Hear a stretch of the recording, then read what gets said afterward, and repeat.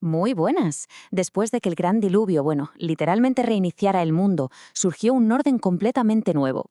Hoy nos vamos a meter de lleno en la era del gobierno humano, ese tiempo en el que la humanidad recibió por primera vez la responsabilidad de gobernarse a sí misma. Venga, vamos a ello.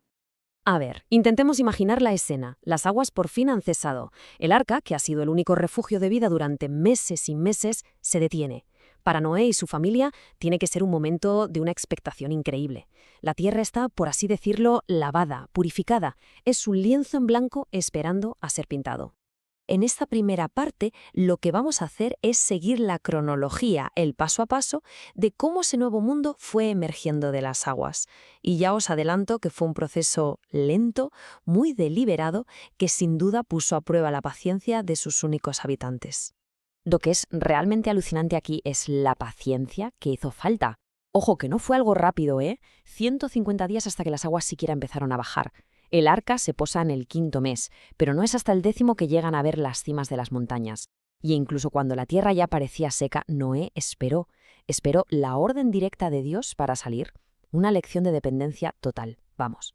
Y esto es fundamental. ¿Qué es lo primero que hace Noé al pisar tierra firme? No se pone a construir un refugio ni a buscar comida, no. Lo primero que hace es construir un altar. Su primer impulso es de gratitud, de adoración, reconociendo perfectamente de quién dependía su supervivencia. Y este acto de fe, claro, agradó a Dios y preparó el terreno para todo lo que estaba por venir. Y la respuesta de Dios a este sacrificio no fue un simple «me ha gustado», sino que fue mucho más allá. Estableció un acuerdo formal, eterno, con toda la humanidad, y lo representó con uno de los símbolos más universales y reconocibles de la historia. Con esto, básicamente, se establecen las nuevas reglas del juego. Dios define los parámetros para esta nueva era, mandatos como llenar la tierra, o la sujeción de los animales. Introduce un cambio en la dieta súper importante, permitiendo comer carne, pero con una prohibición clave: nada de sangre. Y, lo que es crucial, establece el principio de la santidad de la vida humana, instituyendo la pena capital. Y todo esto culmina con una promesa que lo cambia todo. Y esta es la señal de esa promesa: el arco iris, que a partir de este momento ya no es solo un fenómeno meteorológico bonito, se convierte en un recordatorio perpetuo del compromiso de Dios. Cada vez que apareciera, la humanidad recordaría que, daba igual lo negras que se pusieran las nubes, la destrucción total por agua no volvería a ocurrir jamás. Ahora bien, para entender de verdad la magnitud de esta promesa del arco iris, tenemos que pararnos un momento a definir qué es exactamente un pacto en este contexto. Porque no es un simple acuerdo. Vamos a ver cómo se estructura. Así que el punto clave es este. Un pacto bíblico es mucho más que un contrato. Es un vínculo solemne en el que Dios se compromete a actuar de una manera determinada. Es, en esencia, una declaración de su intención y de su fidelidad hacia las personas. Y estos pactos, para que nos entendamos, vienen en dos sabores.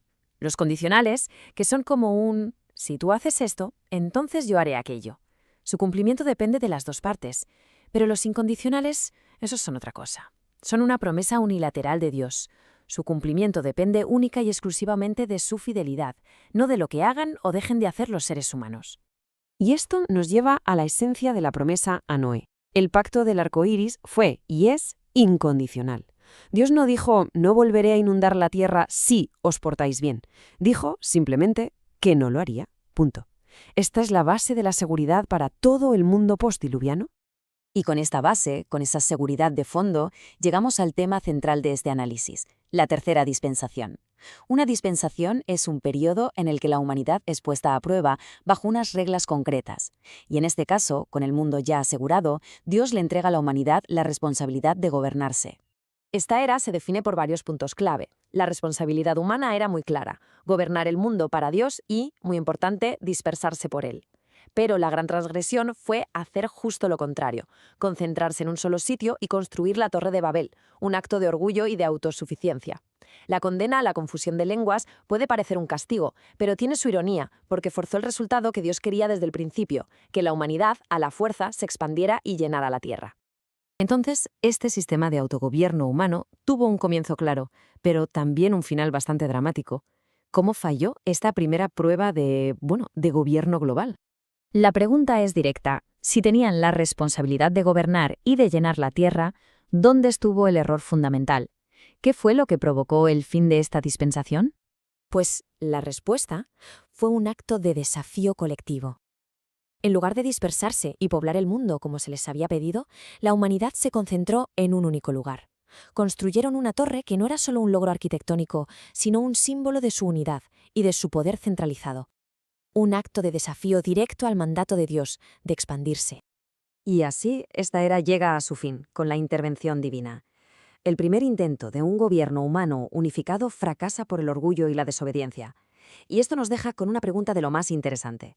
Si la humanidad no pudo gobernarse a sí misma de forma colectiva, ¿cuál iba a ser el siguiente plan de Dios para interactuar con el mundo? La respuesta empezaría con un solo hombre, Abraham. Pero claro, esa ya es otra historia.